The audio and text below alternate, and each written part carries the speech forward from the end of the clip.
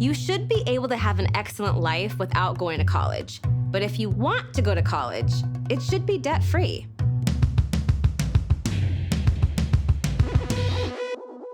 Notice I said debt-free and not just free. Totally free college? It could never work, except for the fact that most public colleges in the United States used to be free. We just go all the way back to 1819 when Thomas Jefferson established the University of Virginia as a tuition-free school.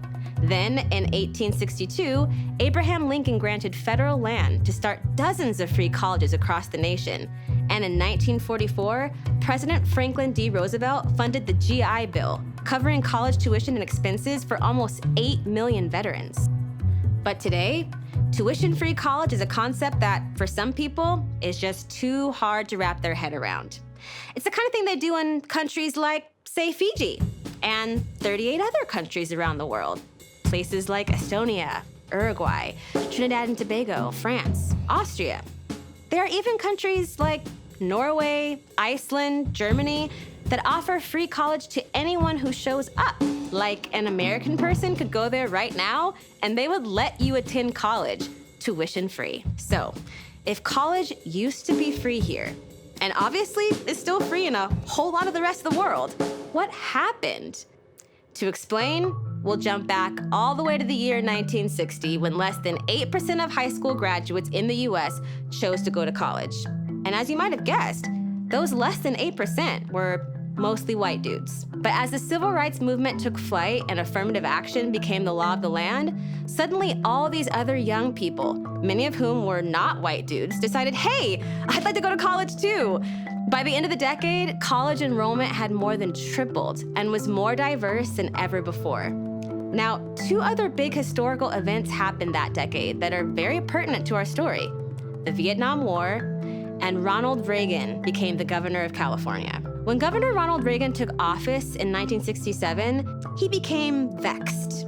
Reagan did not like the fact that universities were filling up the minds of these young people with all sorts of outrageous notions, like women and black folks should have equal rights, and maybe that war happening in Vietnam was not such a good idea. Many students began exercising their right to free speech by participating in campus protests. Governor Reagan's response: to get rid of the undesirables who came to college to carry picket signs by ending free tuition at the University of California and cutting aid to state colleges by 20% across the board. Like-minded government officials soon turned their backs on free tuition at public universities all across the nation. And then in 1981, when he became President Reagan cut funding to federal student aid, kicking off the massive debt crisis college graduates are living through today.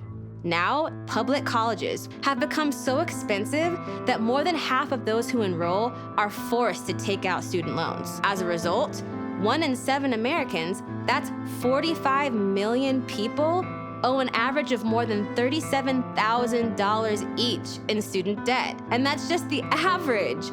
Over 600,000 borrowers in the US owe more than $200,000 each in student debt. Our collective student debt is $1.75 trillion. So to recap, we were a country where we believed that education was an investment in the common good, and over a few decades, shifted to a society that asks a majority of first-time college students, Black people, and working-class folks to go into debt just to get an education. For the first time in our nation's history, people are retiring and even dying, still in student debt. Their Social Security checks are being garnished by the government to pay back their student loans. Are you thinking what I'm thinking? I'm thinking we can do better than this.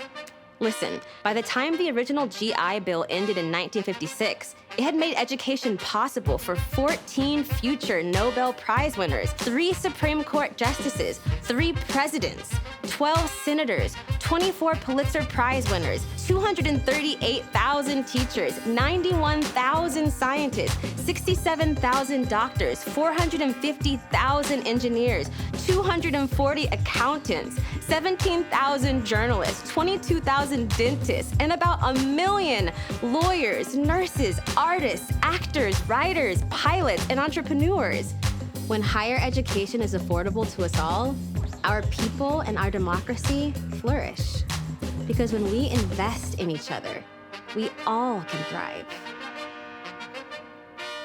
This is Kim Allen reporting for Bold ReThink.